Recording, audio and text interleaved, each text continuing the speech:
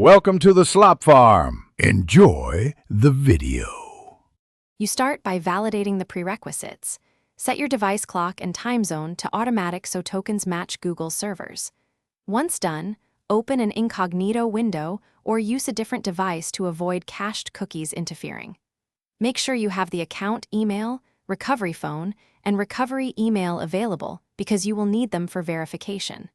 This avoids repeated lockouts and speeds the process. By preparing these items, you reduce friction when Google prompts for identity confirmation. You now follow Google's recovery flow step by step.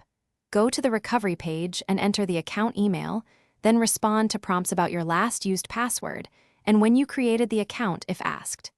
Use a device and location you frequently sign in from because Google weighs that for trust decisions.